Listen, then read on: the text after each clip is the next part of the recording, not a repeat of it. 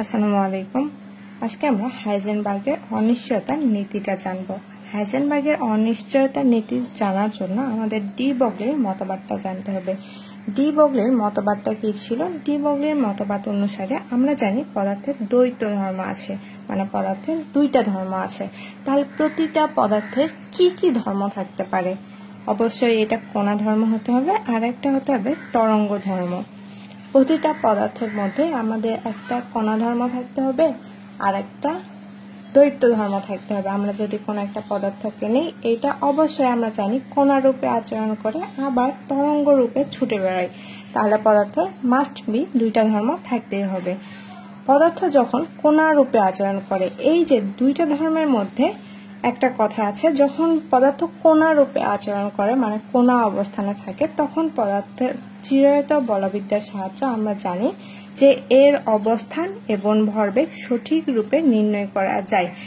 আমাদের কণা ধর্ম এবং তরঙ্গ ধর্ম যখন থাকে, তখন আমাদের এই যে কণা ধর্ম এবং তরঙ্গ ধর্মের মধ্যে আর দুইটা জিনিস থাকে, সেটা কি? অবস্থান, মানে কোন অবস্থানে থাকবে, আর এটা মাস্ট বি খুব ইম্পর্টেন্ট একটা পার্ট হচ্ছে ভরবেগ, মানে প্রতিটা কণার আবার ভরবেগও থাকবে। তাহলে এই যে চিরায়তা বলবিদ্যার মতবাদ অনুসারে বা চিরায়তা বলবিদ্যার সাহায্যে আমরা জানি যে যখন কণা রূপে আচরণ করে তখন এর অবস্থান এবং ভরবেগটা সঠিক রূপে নির্ণয় করা যায়। কিন্তু যখন পদার্থ তরঙ্গ রূপে আচরণ করে মানে ছুটে বেড়ায়, তখন এর অবস্থান এবং ভরবেগ সঠিক রূপে নির্ণয় করা সম্ভব নয়। যখন কণা রূপে ছিল তখন কিন্তু এর অবস্থান এবং ভরবেগটা সঠিক রূপে নির্ণয় করা সম্ভব হয়েছিল, কিন্তু যখন তরঙ্গ রূপে আচরণ করছে তখন এটা ছুটে বেড়ায়। ছুটে বেড়ানোর কারণে এটার অবস্থান বা ভরবেগ একই সময়ে সঠিক রূপে নির্ণয় করা সম্ভব হয় না। যদি অবস্থান সঠিক রূপে নির্ণয় করা যায় তাহলে ভরবেগটা সঠিক রূপে নির্ণয় করা যায় না। আবার যদি ভরবেগটা সঠিক রূপে নির্ণয় করা যায় তাহলে এই অবস্থানে অনিশ্চয়তা বেড়ে যাবে।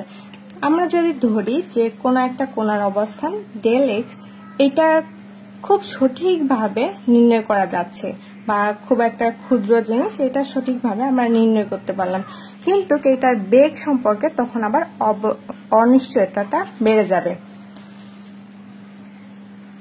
কারণ এরা হলো বা তরঙ্গ চারদিকে বিস্তার লাভ করে। যখন এটা তরঙ্গ রূপে থাকে তখন তো এটা ছুটে বেড়ায়, তাই না? তো এই চারদিকে বিস্তার লাভ করার কারণে এটার অবস্থান এবং ভরবেগটা সঠিক রূপে নির্ণয় করা যাচ্ছে না। সুতরাং বিজ্ঞানী হাইজেনবার্গ তরঙ্গধর্মী বস্তুর অবস্থা এবং ভরবেগ নির্ণয়ের অনিশ্চয়তা পোষণ করেন।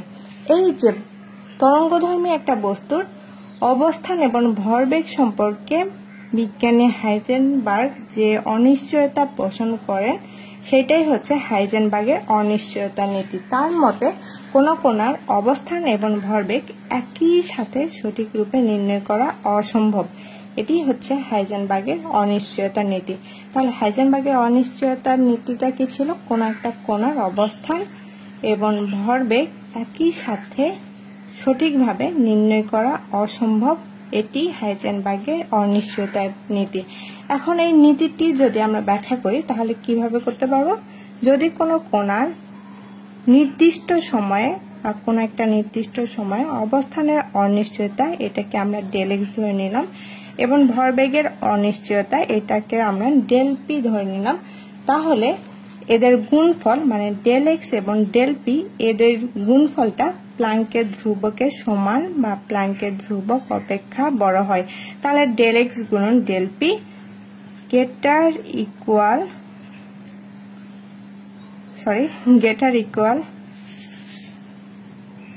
প্লাঙ্কের ধ্রুবকের সমান অথবা প্লাঙ্কের ধ্রুবক অপেক্ষা বড় h/2π। এটাই হচ্ছে আমাদের হাইজেনবার্গের অনিশ্চয়তার নীতি। আসসালামু আলাইকুম।